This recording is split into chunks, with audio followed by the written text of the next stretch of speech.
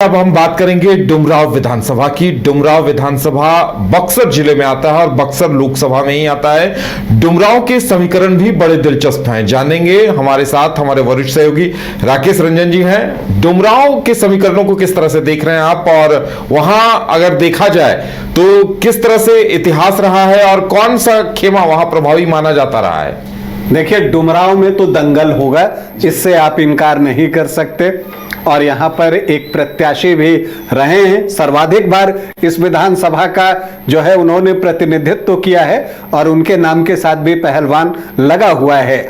मैं बात कर रहा हूं ददन सिंह यादव की। ददन पहलवान के नाम से भी वो जाने जाते हैं। खैर, हम उन चीजों पर आएंगे, लेकिन पहले अगर हम डुमरांव की बात करें तो इसका जो इतिहास है डुमरांव का, वो बहुत समृद्ध रहा है। ऐतिहासिक रूप से डुमरांव राज्य की राजधानी रहा। डुमरांव, राजा होरिल सिंह ने इस शहर की स्थापना की। इसे होरिल नगर भी लोग कहते हैं। डुमरांव जो है गंगा तट पर है और ऐतिहासिक और सांस्कृतिक रूप से समृद्ध है। डुमरांव प्रखंड के नया भोजपुर में जो है नवरत्नगढ़ किला है, उसकी चर्चा होती है, और बाके बिहारी के मंदिर भी है। और इन सब के बीच जब आप डुमरांव की चर्चा करते हैं तो उस्ताद बिस्मिल्लाह खान का भी नाम आता है। वो डुमरांव से ही थे। भारत रत्न बिस्मिल्लाह खान आप कहिए तो वो भी यहीं से जो है वो बिलोंग करते थे और शहनाई वादक थे। तो इस बार देखना है कि किसकी जीत की शहनाई यहां पर डुमरांव में बजने वाली है। वैसे अगर आप डुमरांव को देखें तो 1985 तक यहां कांग्रेस का दबदबा साफ तौर पर दिखता है। जो 9 चुनाव हुए 1952 से, उसमें 7 चुनाव कांग्रेस ने जीते। इसके बाद फिर सोशलिस्ट आ गए और 1990 से 2015 के बीच जो है सोशलिस्ट पार्टियां, अलग अलग पार्टियां जो है वो चुनाव जीतते रहीं। और फिर 2020 में भाकपा माले को यहां से जीत मिली। तो आप कह सकते हैं कि 1977 के बाद दूसरी बार डुमरांव में जो है लाल झंडा लहराया।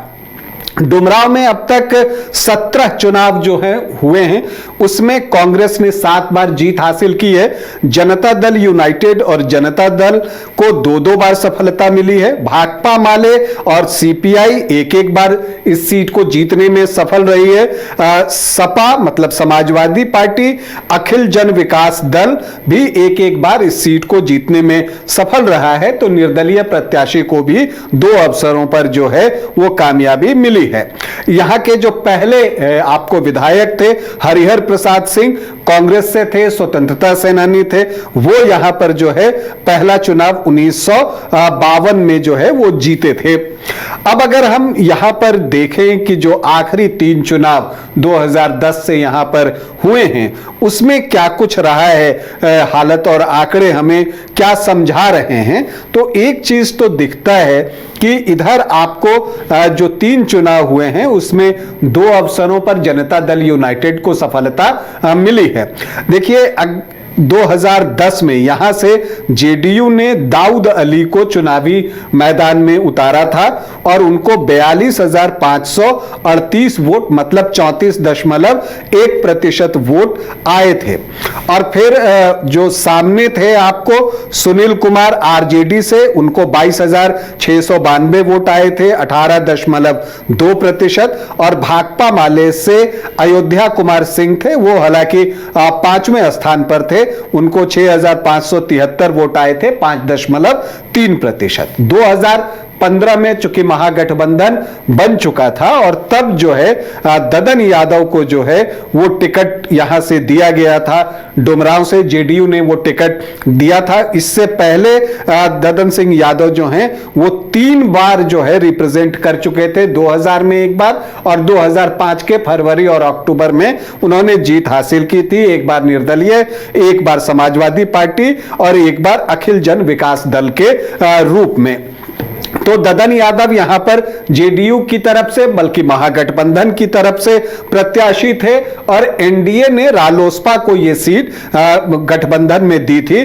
तो ददन यादव को आए 81,081 वोट, मतलब कि 47.9% वोट। और जो राम बिहारी सिंह थे आरएलएसपी से, उनको आए 50,742 वोट, मतलब कि 30% वोट। और यहां पर श्रीकांत सिंह थे जो निर्दलीय लड़ रहे थे, 14,656 वोट लेकर आए, 8.66%। और भाकपा माले से सुशीला देवी चौथे स्थान पर रही, उनको 4,216 मतलब 2.5% के आसपास वोट आया। और इस मुकाबले में ददन यादव ने यह सीट 30,339 वोटों से जीत लिया।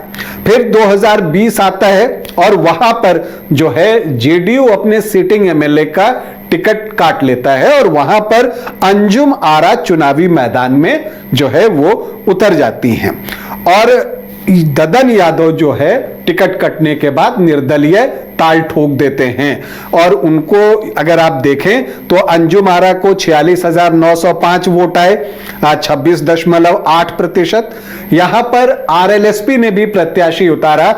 दरअसल 2020 में अगर आप देखें तो जेडीयू के जहां जहां कैंडिडेट थे तो आरएलएसपी भी प्रत्याशी दे रहा था और इसके अलावा एलजेपी भी अपने प्रत्याशी दे रहा था। तो और ये सीट गठबंधन में जो है वो भाकपा माले को गई और अजीत कुमार सिंह कुशवाहा जो है वो चुनावी मैदान में उतरे और उन्होंने 24,415 वोटों की जीत हासिल की। उनको 71,320 वोट आए और उन्होंने अंजुम आरा को 24,415 वोटों से पराजित किया।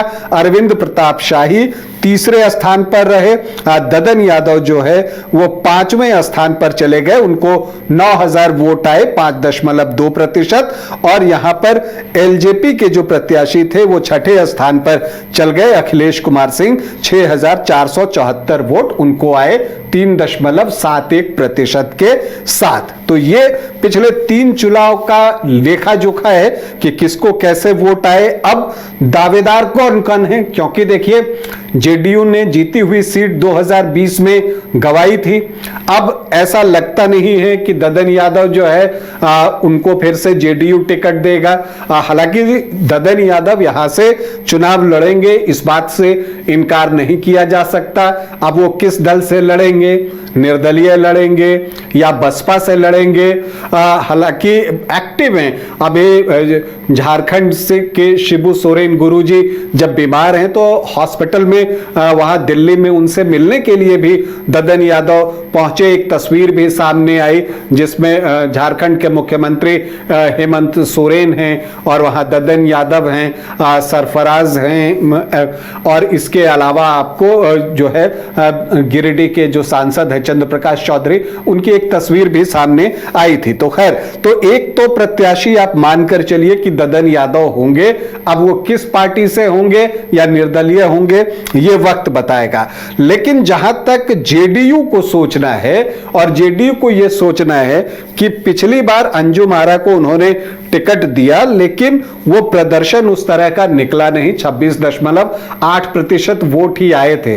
तो क्या उन्हीं को रिपीट किया जाएगा या कुछ और जो है वो दावेदार यहां पर हैं? तो जेडीयू से अंजुम आरा का पहला दावा है। इसके अलावा अगर आप देखें तो डॉक्टर ओम प्रकाश सिंह हैं और वशिष्ठ नारायण सिंह के बेटे को भी जेडीयू टिकट दे सकती है, क्योंकि यहां पर राजपूत वोटर्स की संख्या बहुत अच्छी है, 17, 18, 19% के आसपास है और इसलिए जो है हो सकता है कि आपको राजपूत प्रत्याशी की तरफ एनडीए जाए। बीजेपी के लिए भी यहां पर कई प्रत्याशी जोर लगा रहे हैं, उसमें राम कुमार सिंह हैं, प्रतिभा सिंह हैं, वो कोशिश कर रहे हैं। इसके अलावा विजय सिंह हैं जो कि महाराजा कमल सिंह के पोते हैं, उनका भी प्रयास है। इसके अलावा जो आरएलएम से पिछली बार आरएलएसपी से लड़े थे वो इस बार उपेंद्र कुशवाहा की पार्टी आरएलएम से लड़ना चाहते हैं, अरविंद प्रताप शाही मतलब कि बंटी शाही, उनका भी दावा है।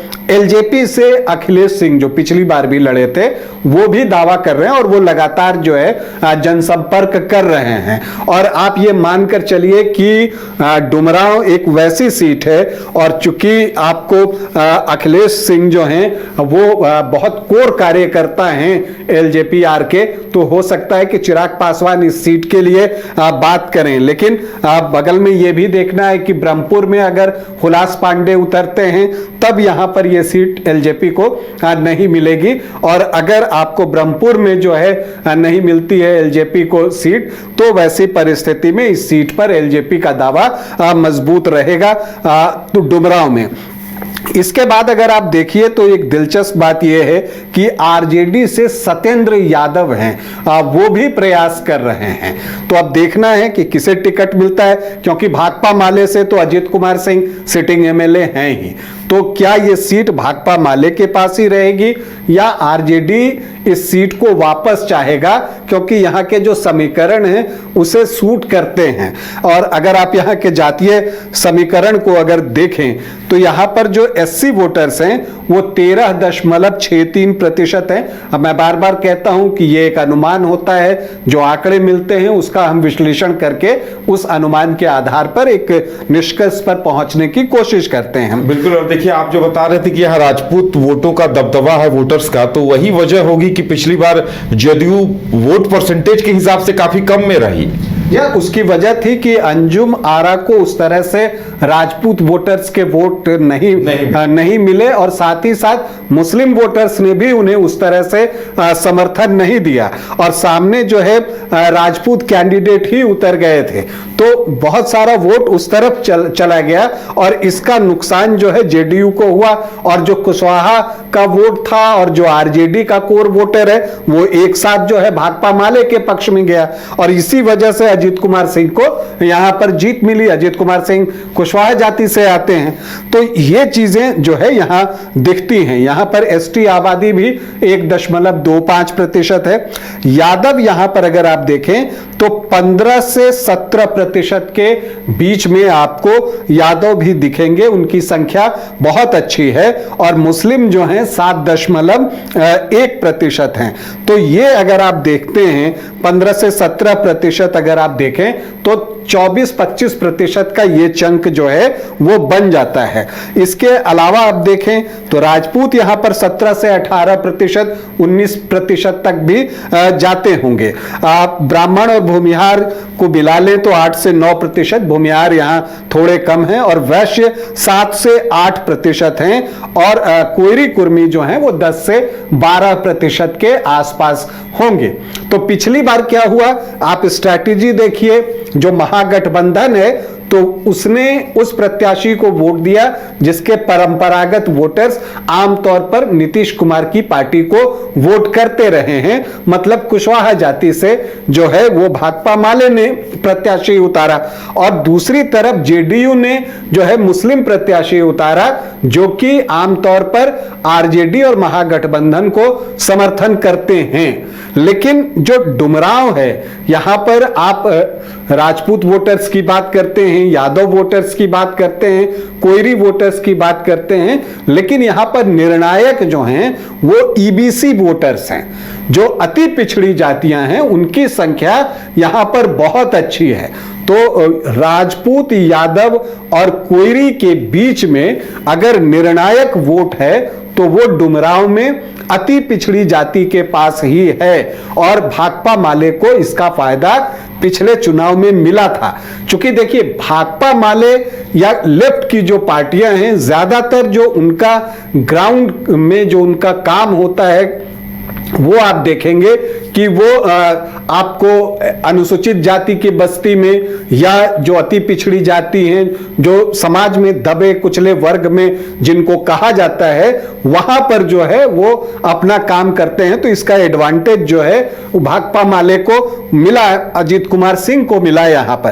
तो इसीलिए यहां पर अगर डुमरांव में आप बात कीजिए तो राजपूत यादव बहुल हैं, कोयरी के वोट यहां पर अच्छी संख्या में हैं, लेकिन जो डिसाइडिंग होगा वो अति पिछड़ी जाति ही होने जा रही है कि वो किसे वोट करती है। तो डुमरांव में एक नेक टू नेक फाइट इस बार आपको देखने को मिलेगा और यह देखना भी दिलचस्प होगा।